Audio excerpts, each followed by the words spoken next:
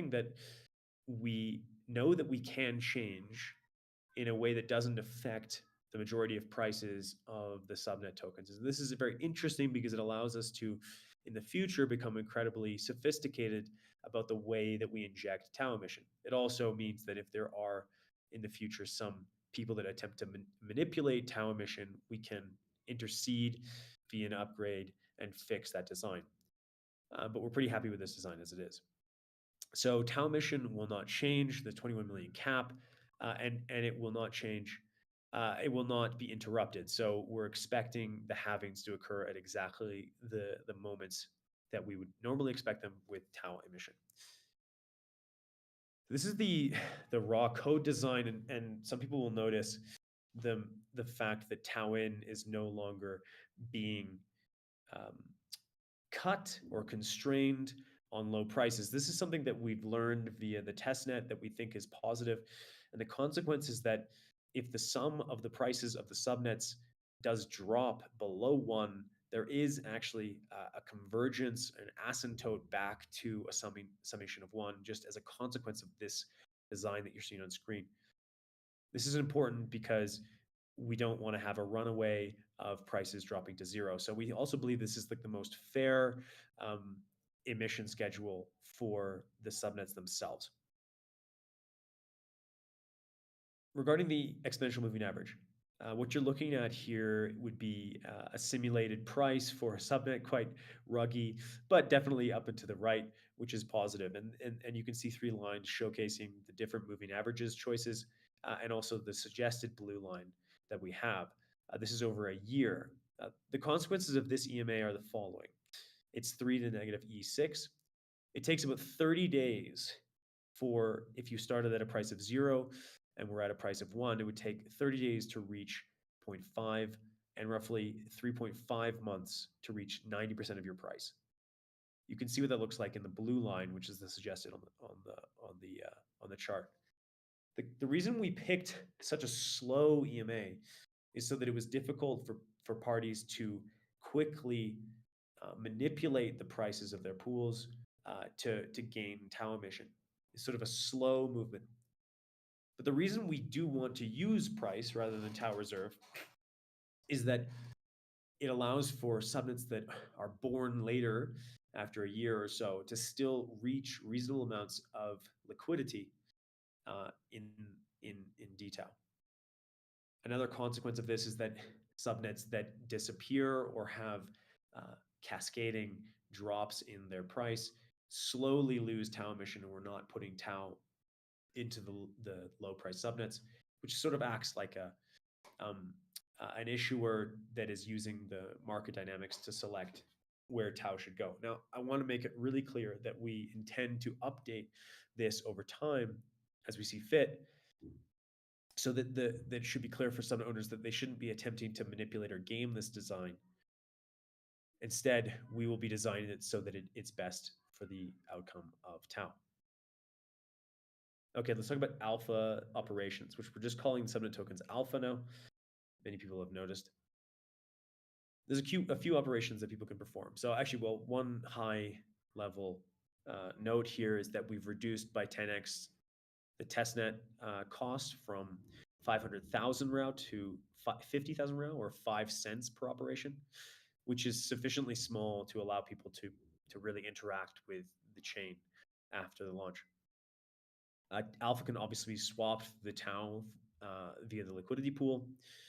Alpha can also be moved from one hotkey to another within inside of subnet. So if you are a miner that has attained alpha during your mining operations, you can move that to a validator to accrue dividends. Alpha can also be transferred from one cold key to another cold key and a different hotkey through the pool. Now, whether or not this is obviously impossible to stop because people can unstake alpha and then transfer it to another cold key and then restake it. The question is whether or not that can be, if that's going to be an atomic operation. Our suggestion is that it should be, it can be toggled off by subnet creators, and there are some number of people that are suggesting that they would like more time to decentralize their subnets before they allowed atomic transfers. So this can be toggled off, and we've allowed this to be set by the subnet creators themselves. And we believe it's something that will help uh, a few teams with legal quagmires that they currently in with their jurisdictions, if that exists. These are the operations. As you can see them, unstake obviously through the pool and move between validators within inside of the subnet, and then finally a transfer to Bob unstakes and then transfers to Charlie, and then Charlie restakes. And whether or not that is atomic or not is a toggle. It's a call that a subnet creator can make in order to protect themselves legally if they see fit. Root dividends. So we investigated for a long while about whether or not it would be optimal for bittensor and good for the long-term success of the ecosystem and the subnets themselves if we took root dividends and made them claimable. One of the consequences of claimable alpha dividends was that it's somewhat more complex technically and expensive for the chain, about 6 times as expensive for bittensor's chain to make claimable alpha rewards. Possible, and we will continue to look to see if it is possible in the future to upgrade the chain and allow root dividends to be claimed in alpha tokens. But we've chosen to go with the design that is on testnet, where root dividend is actually allocated in tau on the tempo. So root stakers experience no significant user experience change. So unless you are opting in to expose yourself to alpha tokens on bittensor, you will not ever see them in your wallet, and you never have to worry about them. Indeed, we expect that the dividend for tau holders on root to possibly even increase initially after dynamic tau, which I'll explain in a bit. A consequence also of root dividend is that the unstake pressure is high at first, but drops over time based on the tau weight. So what does this look like in practice? This is a nice UML diagram showcasing how dividends are calculated. Tau weight is the parameter which determines how much a single unit of tau counts for stake within inside of a subnet. The higher this value, the more dividend that is accrued to those participants that are staking tau on root. That's the blue here on the graph. Another change in the design of dynamic tau is that stake is now represented by shares in a total rather than absolute value. Some people might argue that this allows them to make different tax, suggest different tax outcomes for themselves because they don't actually accrue dividend at all until they unstake. This is a lazy accounting optimization which reduced the chain bloat of bittensor and allows us to scale to many magnitudes more subnets. It reduced the chain bloat by about 40,000 times, which was quite significant. The shares that you own are thus attached to the hotkey that you're staking within a subnet. So some other points here. The combination of a hotkey's tau on root and a hotkey's alpha within inside the subnet is what is used for stake within inside of human consensus. And thus, the dividend is proportional to that amount and must be split amongst the participants on root and the participants within inside of the subnet. As you can see, Bob is in both root and in alpha, but Charlie and Lewis are specifically on just one or the other. Root dividend, you can see on the left-hand side, root dividends are pre-swapped to tau. And so this is important because this means that tau holders on root actually never touch alpha. They attain their dividends in tau as normal, and nothing truly changes for them from an accounting perspective. So the tax implications of staking does not change, potentially even gets better for people that are staking on root. Okay, moving forward. I'm actually going to go back to the screen here and see if there's questions regarding this. I'll read the chat if there are questions about this specific section of the slides. Lots of people typing. How will the subnet's initial emission be calculated with EMA in mind? So prices will start at zero, and then they can slowly increase over time based on that EMA. Out of curiosity, does the subnet cost halving schedule align with the subnet alpha token halving schedule? No, it aligns with the halving schedule of tau itself. So there's 1 tau per block right now. After the halving, it's 0.5, and this is effectively just multiplied by the registration rate for subnets, which then increases the rate. So all emissions will drop to zero initially, and it will take hours, days to recover, possibly. Let's get to that in a sec. Okay, let's go to the next slide. Tau weight. Now, this is a really important slide or set of slides for people. And right now we're doing a lot of mathematical inquiry into getting very specific about how dividends accrue, compounding in alpha versus tau. But there are a few things that we can tell you straight up. So our suggestion for tau weight is 0.18, which was the original suggestion. Tau weight reflects the consensus power that a single unit of tau attains relative to a single unit of alpha in all subnets. Lower tau weight increases the yearly APR rate for alpha. Something to note, I'll show you in a slide following this. Larger tau weights slow the transition process from the current validators to the subnet alpha validators. So with a higher tau weight, we smooth over from the current design into the new design somewhat slower. A lower tau weight means we move faster, and the current set of validators will effectively be changed to those that are within inside of the subnet in a faster rate. Larger tau weight increases auto cell pressure on subnets and slows down their convergence to a price summation of 1, which I'll get to in a second. Let's go through these one by one. As a consequence of root auto unstaking, prices do drop initially low, as you can see in this chart. The lower the tau weight, the faster this reconverges back to a summation of 1 over 1. So why is that? There's 1 tau being injected per block, and so as a consequence, the prices of subnets should match a sum of 1 over time. So tau affects the steady state prices in the near term. This is over a number of years. Note the x-axis here. Lower tau weights hasten the rate that exchange rates reach 1-to-1 correspondence with tau. Note that this is assuming absolutely no buy and sell pressure on the tau weights themselves, so on the subnets themselves. So the actual market dynamic will exist above this foundation. It's important to note, though, that what we see on testnet with tau weight at 0.018, the prices are still below a summation of 1, but will reach that 1-to-1 correspondence after, similar to the blue line, over a period of time. Another important thing to note is root proportion. This is the speed at which root validators will lose their weight relative to validators in alpha.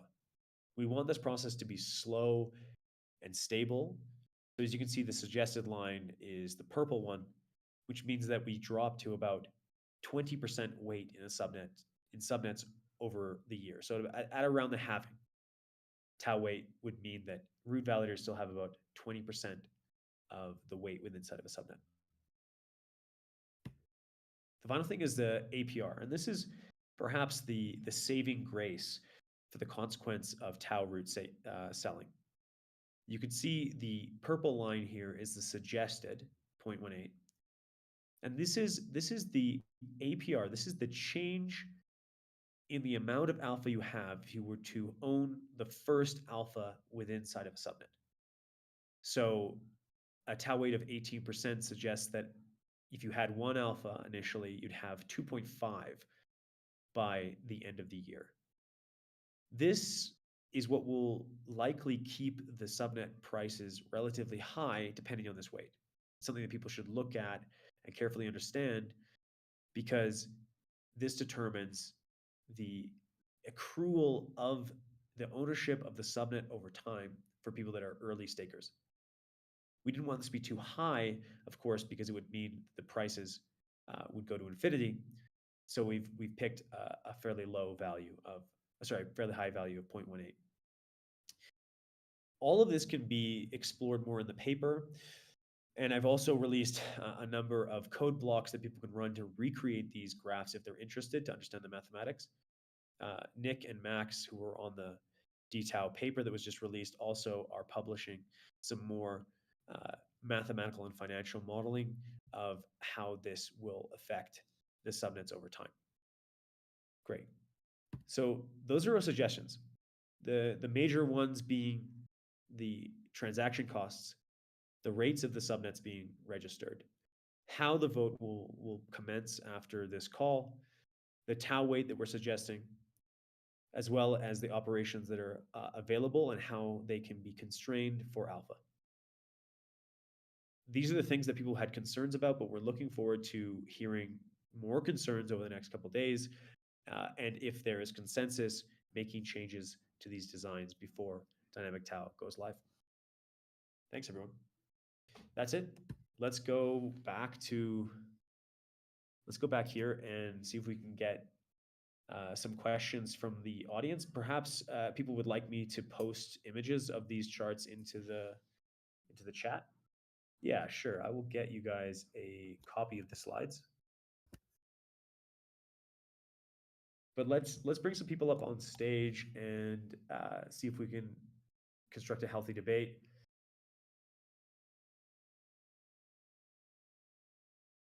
I'm going to bring some important people up here.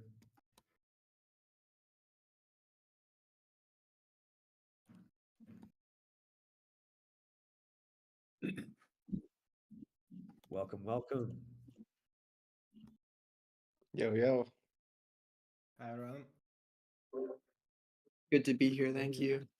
I'm privileged to be considered important. I don't think I'm that important, but I did raise my hand for a question. What's your question, Matt? So my first question, just to make sure I'm understanding this all, my understanding is that all existing stake that's being delegated to validators is going to be automatically transferred to root, right? So,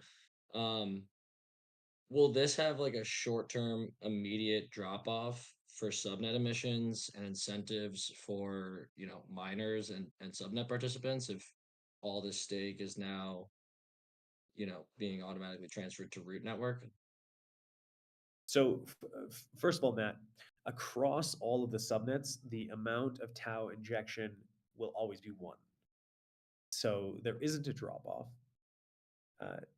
Prices will be difficult to, it's difficult for me to know what the price will be because it really will depend upon the steady state market here. But to answer your question, no, emission will not go to 0. Right. So I guess I never was worried about the emission going to 0 because I understand that stays constant, but wouldn't the emissions to root increase out of the gate and then the emissions to individual subnets decrease, or would that kind of align with the tau weight that you were just discussing that kind of like smooths out that curve? Well, currently, I think root emission is something about 8% on the current network, on current main. There won't be any burn that goes to root. So subnet emissions, quote unquote, tau in across the subnets, tau in emission across the subnets will actually go up immediately. Interesting. Okay. I think I'm understanding. Thank you. Thanks, Matt.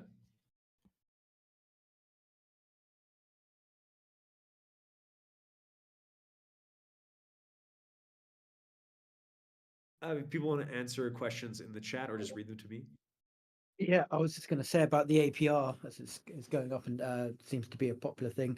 I think there has to be a little bit of a narrative change from APR because obviously APR is an annual figure, and normally people look at APR as what they can expect.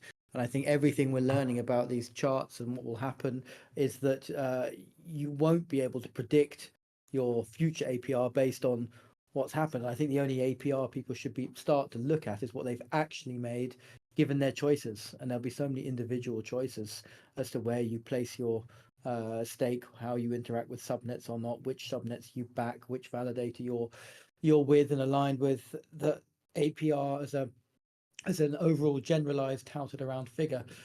I think what Const is showing there is just a shift in balance rather than a predicted APR that you might be getting. Because I think people have got very excited by triple figure numbers there, and I can see it ending up all over Twitter tomorrow.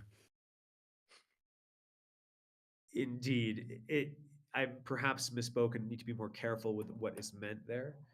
And also, this is a very specific calculation. It is when calculating APR, it is if you own the first alpha, how many alpha would you have at the end of the year? Just if you held that on a subnet, it doesn't say anything about the price expectation or the exchange rate expectation of that subnet to TAO.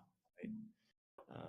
The base APR obviously for TAO itself is 17%. So there's like a risk-free rate here that doesn't change and it's still pretty high. It's also worth noting that if the subnet exchange rates explode, so if they end up going above 1, the consequence actually is that Root's APR increases because they're cutting out of that price, if that makes sense. And Mog, it's not for all alpha, it's just for the first alpha token. That's the key difference here. Yeah, but I know what the chart meant. I just saw. I know you were in jest with 600%, but I know how very easily people cling on to these figures, and I kind of feel something we're trying to do, even to this point of saying validator APR, which I know a lot of people put a lot of value in now. And obviously, you can look at a validator APR on any of our sites, invest in that validator, and the validator can turn off all their hardware tomorrow or perform badly or whatever, and it's no longer an APR. So I would like people to push the shift towards APR is an annualized figure you can say on based on what you made in the last year, or you can take your previous week or month or days earnings and multiply that by 365 or whatever. But it's not a promise, and that's what people tend to get led into, these promises of APR that are not attainable. Yes, this is not a promise. This is a mathematical model which is talking about averages, right? So super important that people understand that. Perhaps something that shouldn't be presented in the slides, but I mean, I also respect the intelligence of the community, and I know that they can do the mathematics themselves. Is this PDF all the slides? Yes. Oh, great. What do you guys think about linear expansion on the subnets? Maybe we can try to get it more geometric, like to achieve more subnets per year. Absolutely, Igor. We can change this over time. I feel like the value we're selecting here is a conservative one, so that we can slowly move up. Still, hundreds of subnets within a couple of years. Right. I mean, based on your mechanism, we can have 365 in the next year if people are willing to pay a continually increasing value to grab a subnet. Exactly. That, of course, would be impossible because there's not enough TAO in existence.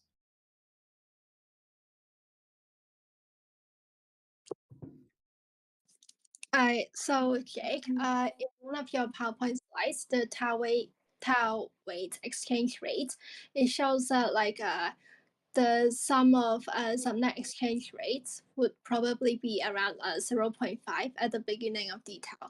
And I think also in another PowerPoint slide, it was said that in the pool initially, there will be 10 tau and 10 alphas, meaning that the initial price of a subnet will be 1. So wouldn't it be better if the price of the subnet is initialized according to around the scale of the sum of exchange rate, which is around 0.5, so that we can avoid having the price initialize at 1 and then drop to 0.5, something like that. Yes, there is added complexity there because that exchange rate that you see on that chart is really with respect to no other effects in the network, right? So it also would change as the number of subnets increases. And so it's not easy for us to calculate that and also to set that without the amount of alpha that we select into the pool potentially be gamed by further and further registrations. So just for simplicity and consistency on behalf of subnet creators, we just using a standard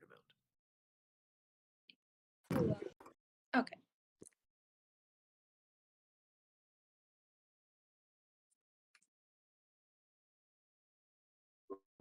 Sorry, I think it was answered.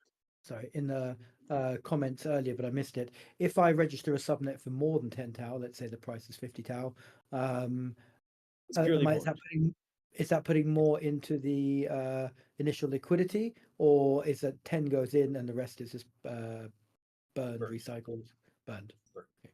Yeah.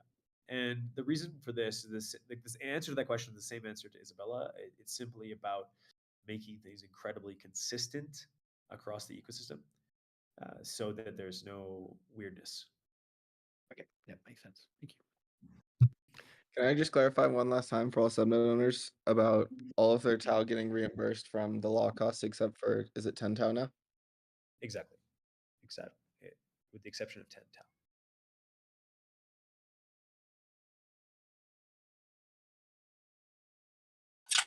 Hey, Const. So question about how you guys got to 18% for tau weight. The way I think about tau weight is that the higher the value, the longer, in terms of like numbers of days that cell pressure is high for. And so one of the points on a slide that you had was like larger tau weight slows the transition process from current validator to subnet alpha. I don't really understand this point. I mean, it feels like a fair or like a safe bet to make that current validators will also be subnet validators. And I'm not sure what type of like malicious potential there is from like a validator or somebody acquiring a lot of stake early on up in an alpha and then acting maliciously when it comes to validating, because again, I think the subnet validators will likely be existing validators. So I don't know, could you convince me why tau weight shouldn't just be like half of what 18% is? So like set to maybe like 9%, just to make this whole painful period of root network auto dumping shorter. It's a very good question. Why not a quarter of 18%? Why not a 10th or a 100th? Like why root weight at all? So the overlapping period, I'll just put the chart here into the chat again so people can see it. And if you could bring it up in the chat, you can see that there's an inflection point at tau weight of 18%, which is about month 5 or 4 months in, so to speak, roughly, more or less 4 months in. We're giving ourselves 4 months transition period before the alpha validator overtakes the current root validators. I think that's a sufficient amount of time for it to be smooth. Now, regarding like dumping on, I honestly think that it's very difficult for us to say whether or not the prices will be continuously dumped on and go to zero like we see on testnet as a consequence of people understanding the dynamics of the increased APR of the subnet tokens and understanding that if you're making a long-term play on the subnet, the price is the price. right? So your upside is basically based on, there's always gonna be 21 million. One alpha is one alpha.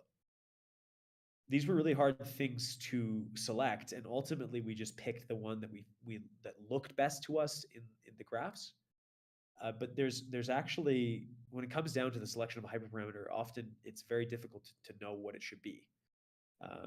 And ultimately, it'll be people choosing to restake their tau from root that actually makes the difference. So it will be people's active participation in staking and unstaking that determines what that tau weight really effectively is. Because if you restake your root dividends,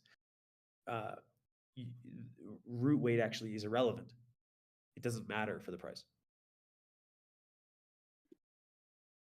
And hey, Const, I share some of that concern, that Sammy's, bringing up there. I wonder if you guys looked at sort of the security, kind of the security that like tau and the pools would have at those different markers, because 30 days in, you'd have, 216,000 tau, that's already been distributed to the pools. So, 75 million or so across all the subnets. So is there a way to look at it from kind of an economic security, what it would take for someone to have an alpha position, that could take over a meaningful subnet? Yes, I have done those calculations, and I didn't throw up more slides. There's an infinite number of slides that we could produce, but yes, you can quite easily calculate that, because you just look at the market caps, expected market caps of the subnet tokens over time, and then a 51% attack is just simply 51% of that. Let me see if I can bring that up, actually.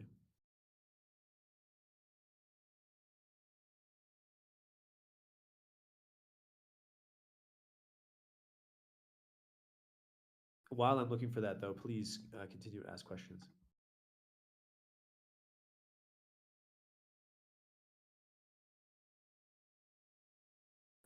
Do root Yeah, I don't know, stakers still? Go ahead. I was just gonna kind of like wrap up on that question I asked. Sorry, Keith, but yeah, 4 months seems like a very long time for this transition from like root validation to subnet specific validators. Again, I think the subnet specific validators are either going to be existing validators or the subnet owners themselves. And so this like long period doesn't seem necessary to me. At the same time, like if this was a one-time thing that was only happening like at this transition from like root era to now dynamic tau, like that would make sense.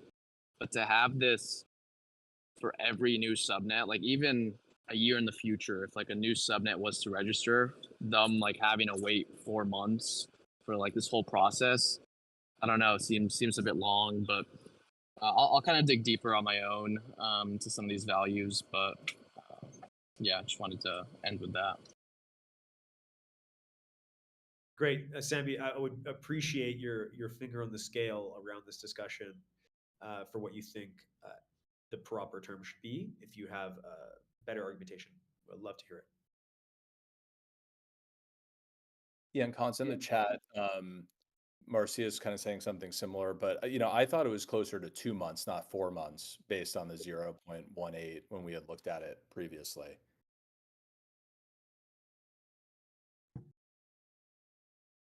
Yeah, I'd have to get the exact number for you, Dave, but you can see it in the graph that the numbers are not lying there. It's simply the inflection point on the purple line. Okay. There's another element of tau weight, which maybe I've misunderstood, but I really hope I haven't, which is as a validator, for instance, if I have, for example, 100K staked to me on root and I'm present on subnet 1, but then I also have 10K staked to me as alpha on subnet 1, my weight as a validator on that subnet includes the calculation for tau weight. So my tau is actually worth less in terms of my Yuma consensus weight per se. So my subnet weight would be not 100K for the root tau, but let's say 18 for this example, plus the 10 that I had as alpha, so it would be 28. So having more alpha stake actually gives you more consensus versus root on a subnet. Am I correct in thinking this? Exactly. Yep. It's the combination of the two. Yep. Couple of quick ones that I'm hoping didn't get answered when I briefly lost internet. With the discussion on subnet owners being able to disable transfers, is it worth looking at having transfers just disabled by default, and then subnet owners just enable them if they want? This way, subnets that need them disabled from start remain compliant in doing so. Also, second thing is just when you say burnt for the excess amounts of the TAO and the registration, is that burnt, gone for good, or just recycled like normal? Burnt, gone for good.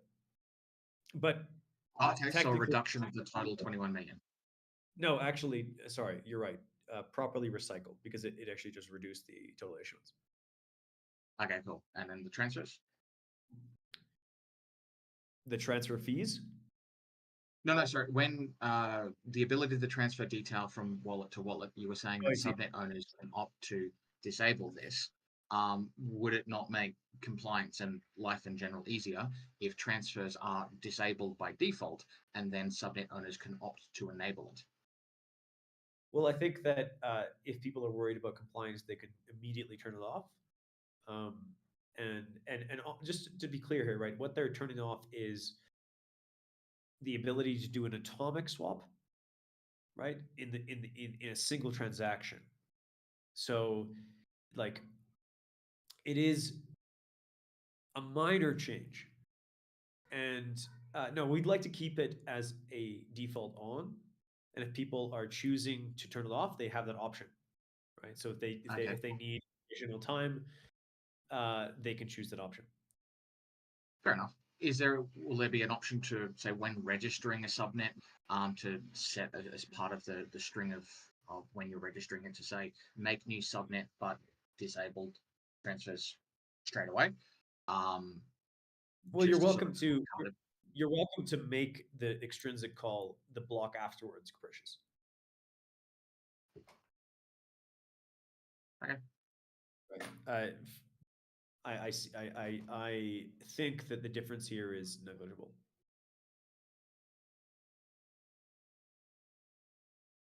Vyun made a PR to start it off with disabled.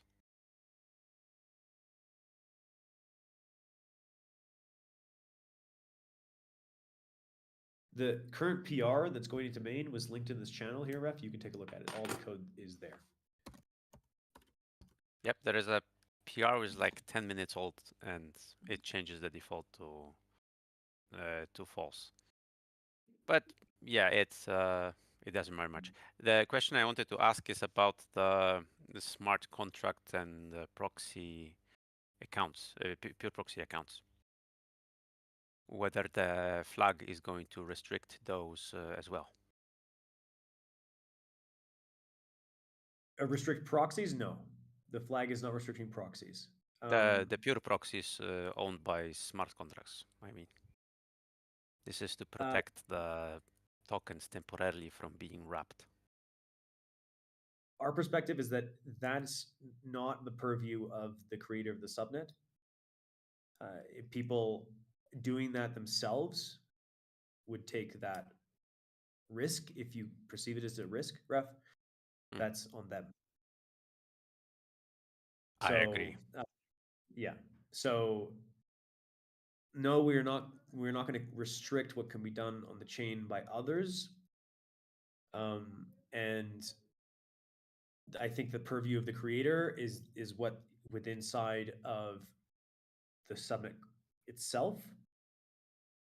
EVM is its own beast, which doesn't need to be restricted on the basis of a subnet creator.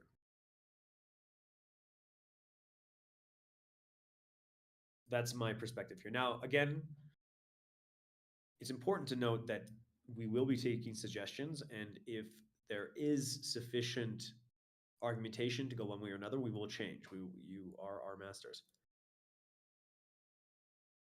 Yep, I filed a suggestion to change that one temporarily, of course.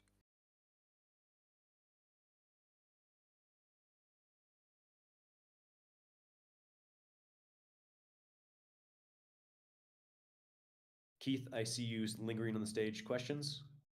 Comments? Yeah, do the root stakers still have the opt-in for alpha tokens as opposed to receiving tau? We chose to go with no on that because for a few reasons. One is it's 5 times as expensive for the bittensor blockchain to do that for a variety of reasons. As far as we could do in terms of implementation, it was just extremely expensive. It required 3 additional triple maps on bittensor.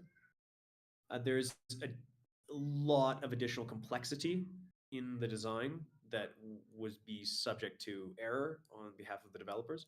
No matter how good we are, we're happy. We didn't think there's any errors, but complex, very complex.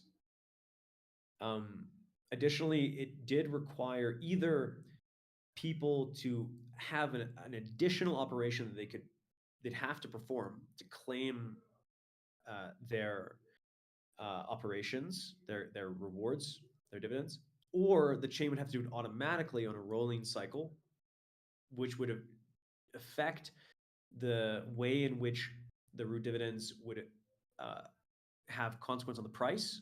So there would be a lot of randomness in the design that we didn't necessarily want to add, and also would be costly for the chain itself to perform. Now, finally, if someone chooses to build simply take my tau weight and redistribute it in alpha automatically, they would just have that option as they could just build that themselves, and there are people that are building that for them already. So we felt like let's limit complexity in the core Coinbase design and allow for the complexity to be built by secondary teams around that spine. Now, in the future, if there is sufficient demand for this and we think that it will actually reduce chain costs to implement it, and potentially if we can do it in a more elegant manner, we can do this after the fact. So we can actually upgrade the chain and introduce that at a later date. Does that answer your question, Keith? That was our perspective. Yeah, makes sense. I got a second question around the subnet cost. The drop on the cost on the graph that you have up on page, oh, there's no page numbers, but it's like maybe the 5th slide, 6th slide. You got a drop on there from like 1,000 down to 300 initially on launch. I'm trying to figure out what that slide means. I don't know. Maybe I'm the only one that's lost on this on the changes to subnet registration. Okay, let's go look at it again here, Keith. So, which slide are you referring to? This one or this one? 24. Here, this one. Right. Okay, so let's explain this. Right now on mainnet, the cost to register a subnet expressed as a lock is based on demand and supply. So, and the way that works is that when a registration occurs for a subnet, we double the lock cost, and then it decreases over a half-life. So for instance, if the current lock cost is 1,000, it goes to 2,000, and then drops back to 1,000 over 7,200 blocks. Now, that half-life is what really determines the rate, because if people register before 7,200, it'll double at a value that is more than the original 1,000. So it went 1,000 to 2,000, then went down to say 1,500, and then up to 3,000, right? So when we pick that half-life, we are setting what we expect to be the market equilibrium rate of subnets, but we're registrations, but we're not picking the actual cost. So what you see on this graph is at the halving point, sometime next year, we have that half-life. So instead of being 38,000 blocks, the halving time from that the price goes from 1,000 to 2,000, then down to 1,000 again, being 5 days, we have it. So now it's 2.5 days. As a consequence, the prices can drop with the same amount of demand. So as you can see at this halving, this is why the cost to register a subnet halves. Does that make sense?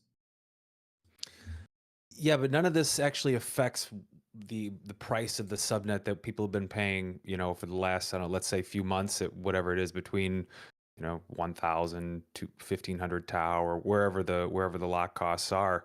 I mean, I get it. It just has no impact on what we've been doing up to this point, other than the halving occurring at some point in early 26. Do I understand that right? Well, no. So you're saying that the changes here have no effect? Is that what you're saying? On the cost of the subnet registration. No, they will. So there are a couple things that will change the cost. Number one, it's no longer a lock; it's a burn. So the lock cost currently on mainnet is determined in many ways by people's expectation of the fact that they'll get the lock cost back when dTAO launches, right? So people are willing to lock a lot more. When it moves to a burn, people know that that tau is no longer accessible to them at any point in the future and therefore won't be willing to pay as much. Another thing that will affect that price is the fact that there's 64 slots limit on bittensor, which means that if you get deregistered, you go to register again with your same lock. There's a limited number of slots. Whereas when we uncap the limit, the total amount of subnet slots, what more people that are in demand of a subnet will be able to get their slot. And so they won't be sitting at the door, so to speak, trying to lock again to enter the system once more. So both of those things will significantly drop the cost to register a subnet. If you think about it, it's like the average, the cost is likely to be the average demand for those 128 slots, or actually additional 64 slots inside the year. So if you had N teams and they'd all be willing to pay X amount, you take the median value, or so it's like, well, the top 64 values and sum them. That would be the expected lock cost. Got it. Cool. Thank you. How many subnets registered last year? Good question. I do bet not Doug know. has that info. Who's Doug? From TAO Stats. Yeah, well, you can bring it up on TAO Stats, and I think we can get it from here. Doug is scrambling for the API now and a PyBook. We'll have that answer shortly. If I go to subnets, does it show the cost right here? Count how many peaks there are in this. Yeah. That's the answer to your question. If somebody would like to do that. But it's probably about 128, double the number of subnets there are currently. That's my guess. If I was to put a number on it, maybe it even looks like slightly less. You have to count manually, no cheating allowed.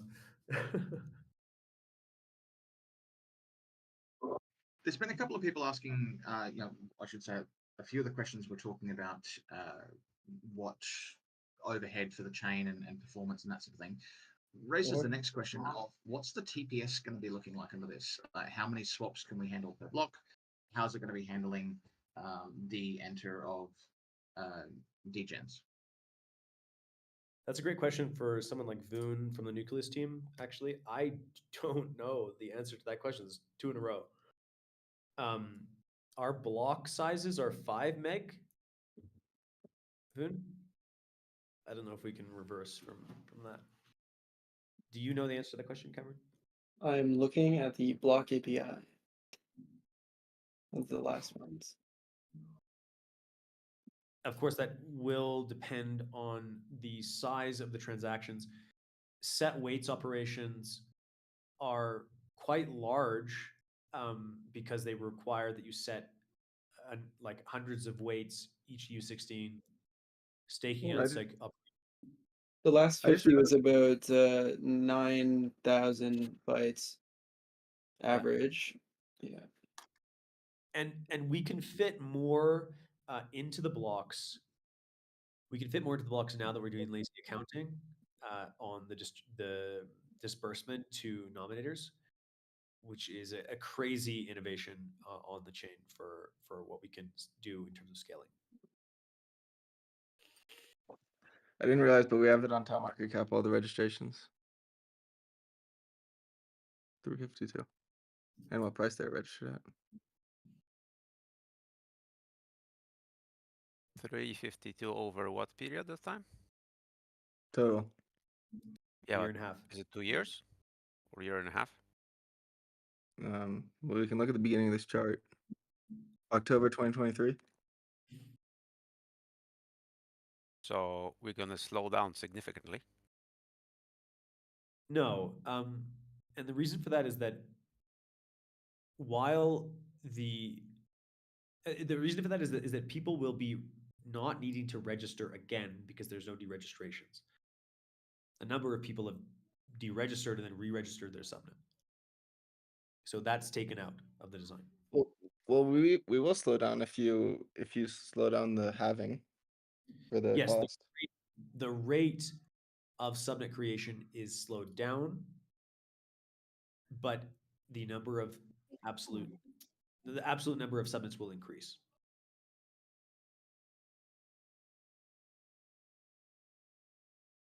I think one of the reasons why we want to do this is also to slowly smooth ourselves into this design, and not overload ourselves with the complexity of going from 64 to say 1,000 subnets within a very short period of time.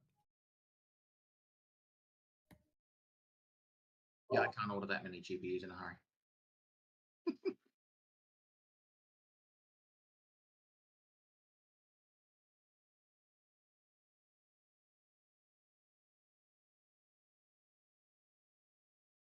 Mike says, "Don't you think that's a bit slow?" Mike, we can take your suggestions. You do have a validator slot.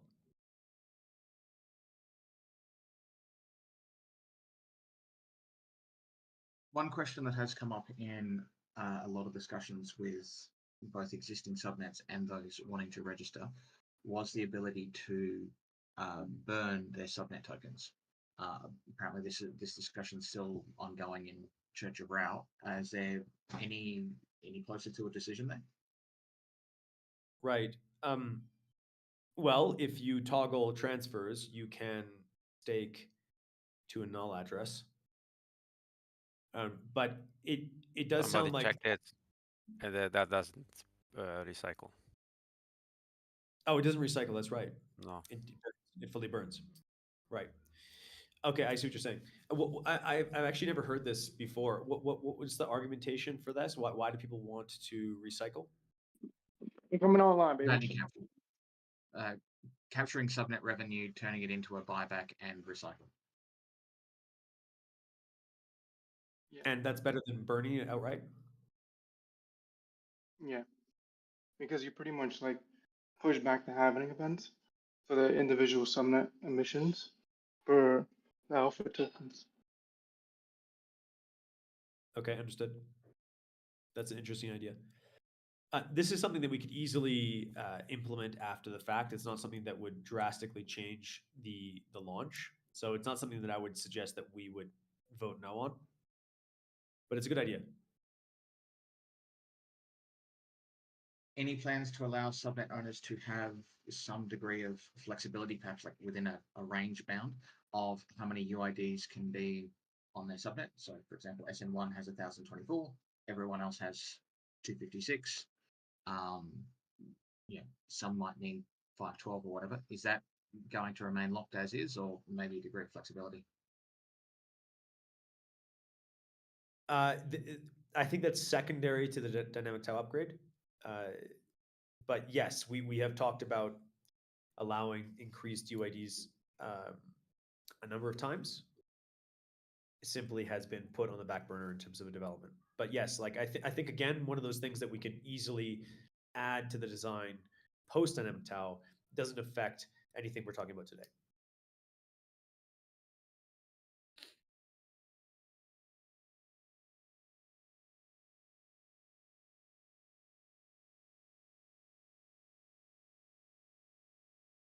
Caro, you're on stage. Is the vote live? I You am said on there was stage. No, six votes? the vote is not live. We're going to do that, carefully after this call between today and tomorrow. And it'll basically just be on approving the current DevNet testnet code? Exactly. Cool. Rob. Yes, sir. I don't know. I'm just thinking about registration right now. This is all very exciting. Very exciting. I do think things like the recycling, like what Capricious was talking about, is going to be important. At least for some subnets, it should be like a toggle, I think. But I was thinking about registration, and I don't know if I understand exactly how registration works. So Subnet registration or minor registration? yeah, subnet. No, registering into a subnet. Minor registration. Yes.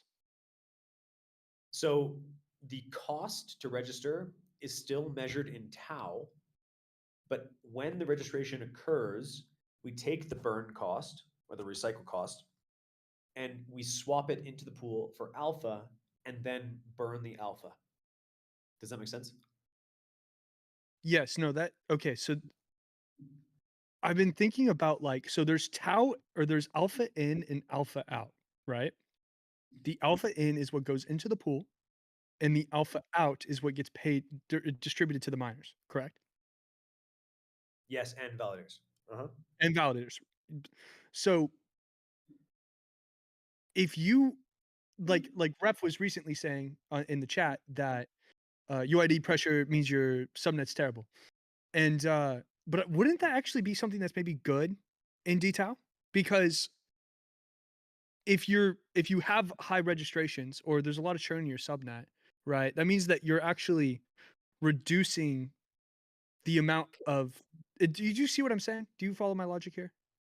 Yes, it becomes effectively buy pressure for the token. Yeah, exactly.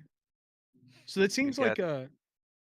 You get 4 registrations per tempo, right? So regardless of whether you have 256 or 1000 UIDs, there's still maximum 4 registration per tempo. And if you have 1,000 of them, then it's does the chain load thing. It's not good for the chain. As for subnet 1, this 1,000 is held by validators and about 3 miners. So it was believed long time ago that more UIDs will be better, but no, this is just UID pressure, and that's not a very good situation. But in dTAO, UID pressure, I can agree with you that in the current paradigm, UID pressure is hard for miners.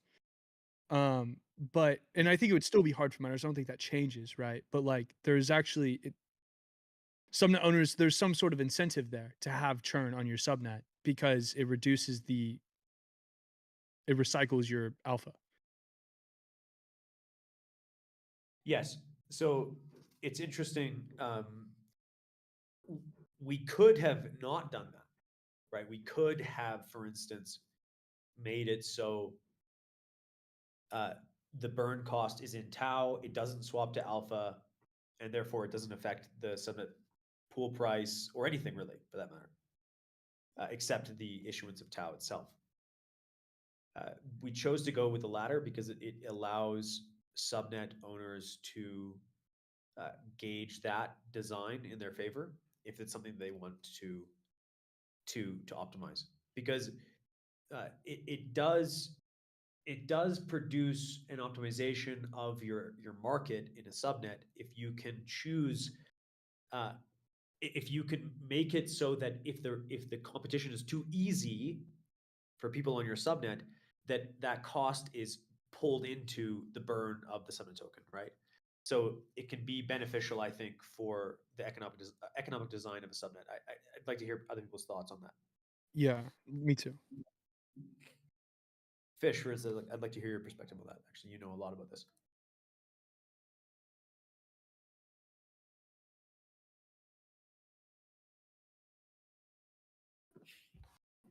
Or others, if anybody else wants to come up on Does stage. anyone have any thoughts? This is why I definitely was suggesting for the ability for people to be able to voluntarily just recycle their alpha, because it's the same thing. Like it just adds to the like deflationary nature of like the economics of a subnet. Yeah. It's very interesting. Like it's yeah, you could see it like the recycling. It just continues to incentivize future contributors proportional to like their contributions. Recycling of alpha makes or burning makes sense in some subnets which cannot operate at some times. So there is a subnet that predicts S&P 500 price, and it just does not work on a weekend. And then no, the compute subnets could benefit from some horizontal scaling. So what compute subnets do is they allow miners to host many GPUs or many servers on one UID, or on in my case, in 3 UIDs, right? So we had like up to 22,000 executors, and about 60 UIDs were active. So that is not a problem. There is a subnet, I forgot which one it was, that had all of the miner UIDs were from the same cold key.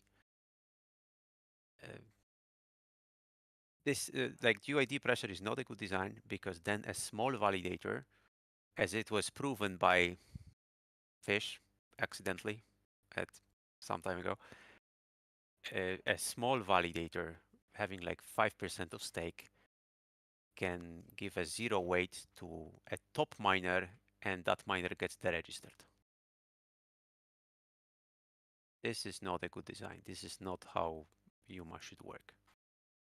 UMA generally tolerates bad actors that have less than 50% stake, and here if someone has 5% stake and can ruin somebody's life, that is not something that should happen. So subnets should generally have a not flat incentive curve. One of the reasons. There's other reasons as well. But don't you think that there's an incentive in dTAO to have something like churn? I mean, on yeah, your you can manipulate the price, right? If you set the registration price high and then convince some people to go and burn some DAO, so add it to the left side of the liquidity pool and don't get anything on the right side of the liquidity pool, then great, then your perceived price increases. And then we can add burning of the alpha tokens, so whatever people earn, we can burn that as well, and then increase the price even further, right? Caro, when you're saying burning is a good thing by registrations, it's essentially the same thing if you're forcing people to burn as you just burning a percentage of the miner emissions, like allocating to a burn UID. So I'm not saying that this is a good thing, right? I was just thinking during the progression of the call that on subnets with UID pressure, right? That is there. And not all subnets with UID pressure have flat curves, right? There could be a lot of reasons why there's like UID pressure there, right? It could be because there's a lot of competition as well. And so how is that going, like what I was thinking about is how is that going to affect the pools themselves, right? And it seems that like if there is a subnet, right, that wants to have their price be higher. I can't honestly think of why you would want to have a high price subnet, but like let's just suppose for a moment that you did. Then having like Wait, I don't know if but your emissions is based on your price. What do you mean you don't know why you'd want your subnet price to be high? I thought your emission was based off of the tau that's in the pool. No, it's based off your price. I see. Okay. So then there is, yeah, so then you would get more emission because you have a higher price. Okay. That makes sense. Huh. I don't know. We'll have to see how this plays out. I mean, you know, I think that this sort of thing will happen organically, like just because there are subnets with UID pressure. But I don't know. I mean, I guess it's kind of like ETH as well, where it's like it has some inflationary pressure, like as the staking APY or whatever. And then there's like fee burning, so it's like the deflationary pressure, so it keeps things very stable. Yep. It's based on demand of the Yeah. smart contracts. So in this case, it would just be demand for like registering keys and then like let's say revenue being recycled. Yeah. Interesting. Thank you. Rob, if you look at the screen, you can see the suggested tau emission design. Asterisks here, right? There are some amazing designers in the ecosystem, like Igor, for instance, that are working with me to design better and better versions of this, what you're seeing on the screen. So this is subject to change, and it's okay because we don't affect the prices with the injection, so we leave that to our liberty. But as you can see, right, we're using the EMA, we're using your relative EMA price as tau in. Very cool. Yeah, and the EMA is the one here, so it does make it so it's very difficult for a team to affect their price with low liquidity. They actually have to maintain it to get even 50% of the price that they have for 30 days, right? So especially with root dividends, sell pressure, it's very difficult to just maintain an arbitrarily high price that's not actually based on the market equilibrium of your subnet.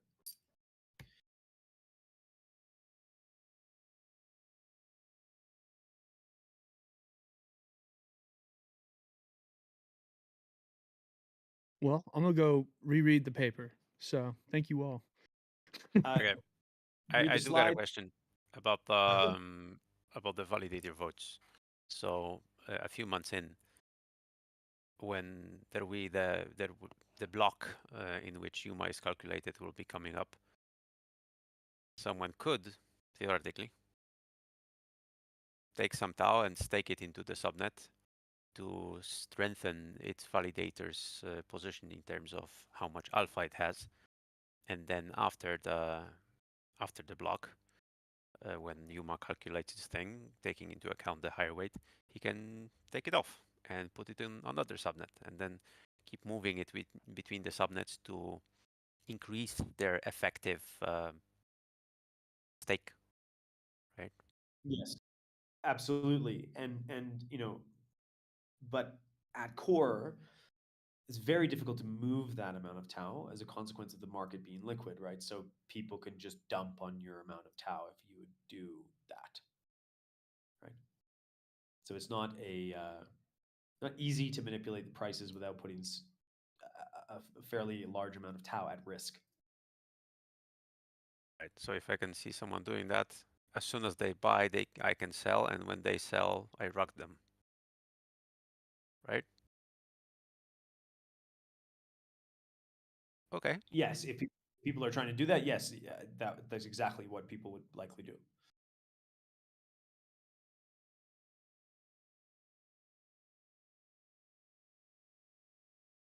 To Todd's question, the paper, yes, is actually being updated on the website right now with the current design. Small change. Hello guys, hope you are good. I must have a great question. I'm not sure. but as we already discussed, we know that all the research subnets, they're gonna have a lot of suffers, let's say. So I wanted to ask you, is OTF planning to buy some alpha tokens of those subnets or not? So OTF doesn't have much tau. Common misconception. All of the tau that is staked to the OTF's validator is from participants in the ecosystem, right? It holds very little itself. So OTF will not be participating itself. I think the question is more like, what are other people going to do? Yeah, that's a great question. Actually, Yeah. I think there will be like way less people investing in research subnet because they're not gonna have a business model, you know, and they are just dump and dump and dump, so it's gonna be tough for them. It's a good question. Ultimately, a subnet on bittensor needs to outline a path towards making the alpha inside of that subnet worth something. If it doesn't have that path, even if it's a long-term path, if it doesn't have any long-term path, then yes, it probably will not exist on bittensor. But subnets like, for instance, 9 on bittensor is a good example. Clearly, there is value to the ability to train machine learning models effectively and efficiently. Whether or not that's being expressed in terms of revenue today is not the same thing. So it may not actually matter that much for a subnet that has a path towards something of incredible value. Like a good example would be OpenAI, right? OpenAI loses $5 billion per year. And is it 5 billion or like 500 million? I'm not totally sure actually what the revenue is, but it's substantial. 5 billion, yeah. And yet, a lot of people understand the long-term value of what is being created there and the fact that it can be captured. So even if there is no like quote unquote like immediate revenue for a subnet, I don't think that that means that the subnet would go to zero. Bittensor itself has always had this problem or this question, and we've had to frame the ecosystem output as utility, even if that utility doesn't match revenue, quote unquote, in terms of emissions. Yeah, Another thing I that's totally agree. another Go thing ahead, that's go ahead. worthwhile saying is that and Subnet 9 is a perfect example. Again, sorry for biasing your subnet here, Will, but mining emission on Subnet 9 is probably many magnitudes larger than the actual cost to mine on that subnet. I think TensorPlex spent 50 grand to take the subnet for like multiple months and take the top slot. That's probably changed. That's many magnitudes less than what the dollar cost mining incentive was on that subnet. And if the miners on the subnet that are attaining that emission see the long-term value and potential of what is being built, they'll hold, and that does not become downward pressure on the price automatically, right? So it's super important for a subnet to make that argument about, hey, this is how the utility can be crafted and turned into revenue, but not necessarily at the moment, instantaneous at the moment. I think with a lot of the research things, you have to look at how actually unique and valuable is this thing. So there's a lot of nascent bittensor commodities that are great and high value, but they're not very unique and they're not very rare. Like, you know, I'm not going to say specific subnets, but like their market competition is much higher. There's no other DAI protocol that's actually successfully trained models, and there's a multitude of subnets on bittensor that have. And you look at Noose launching their psych token recently, and the buy pressure into something that is just about a distributed training run. And I think, you know, you have to look at what's the underlying technology and its long-term value. You know, there's a lot of great things in, you know, is it the graphite subnet and how they're going to monetize traveling salesman problems or whatever? I don't know the specifics of it, but it's really attractive to be like, oh, the obvious thing is let's sell computers because we can sell that. But I actually think in some ways those subnets have a much harder job because they've got to go sell a shitload of computers because they know it's viable now. It's a very different type of valuation and type of investor.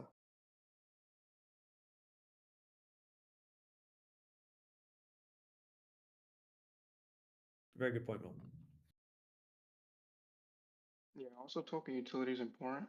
And you have to convince like potential token holders that holding onto your token or even like staking or running a validator has some utility, right? For example, like compute subnets offering access to compute, right? And the same thing for other subnets, they can even research specific, right? The model still applies. One thing that I think that subnet owners should think about right now, and I've said this to a number of them on calls, is what is the base cost to run the subnet? Is it like the number of synthetics that are piped through in order to do validation? And if that amount is too high, up until now, the cost has just been borne on bittensor itself, but the cost in terms of running those synthetics will now be on the subnet. So it'll be very important for subnet owners to craft the validation system so that it's not overly expensive on behalf of their network, just the right amount to create the right amount of value or do the right amount of work so that they can showcase what they're doing and the system stays together and works as a functioning economy, but no more, right? Because, for instance, just running endless inferences over machines for no reason will be, just needlessly computationally expensive and costly for the miners. I mean, Caro, you probably have a lot to say on this point because you've been working at length to make this balance work. I'd like to hear your perspective there, Rob, on how you're going to manage that. And same with Fish as well, and Ref actually.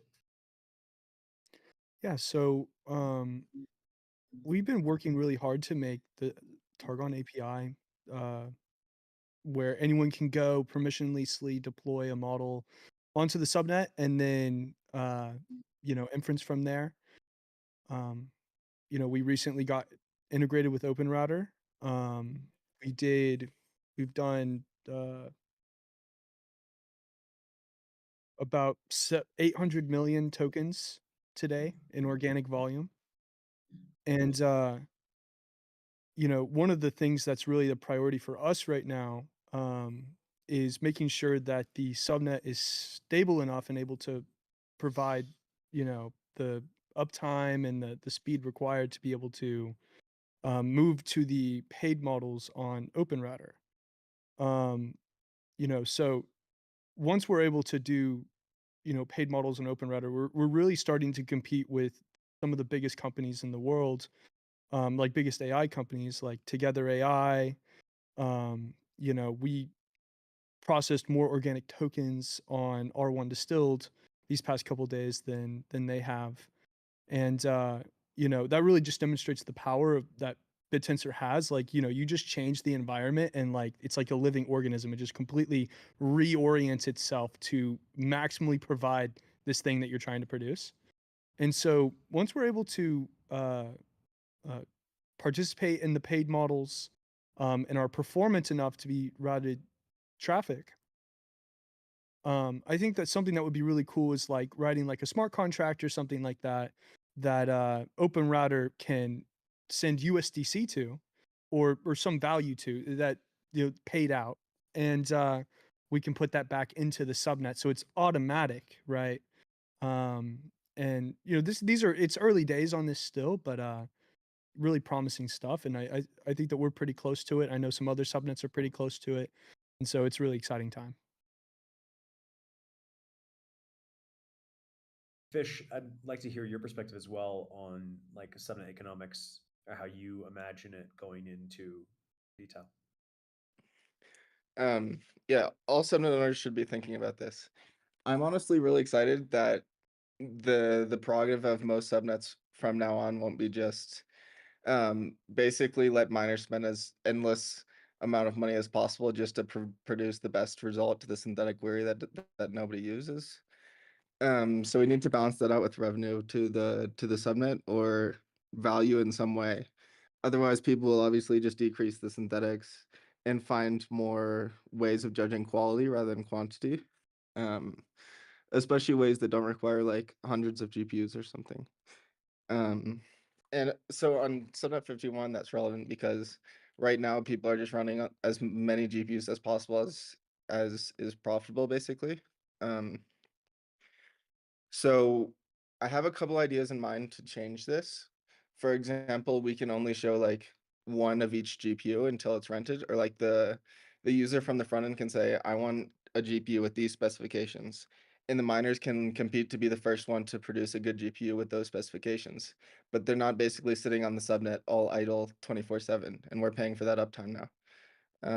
Another thing would be we only put the miner emissions through the subnet that actually comes through us in revenue at a maximum. So that way we're always at least net zero, and we're never net negative in terms of revenue coming in and revenue going out to the miners. And we can just burn the rest of the miner emissions. Many subnets have way more capacity than they have organic traffic, but their budget is fixed by their token price, right? And so they keep overpaying the miners, and they keep miners compete with each other because they have the budget, and it all goes to waste. This is not good for TAO community in general, but there was no way to incentivize people to stop it. Now there is, but there are some subnets which, in order to mine it, you have to spend significant amount of money on resources, and the margins of miners are small, so they spend over 90% of what they earn on server fees, so they have to continuously unstake and sell it over to the exchange and pay Bezos or whoever for hosting.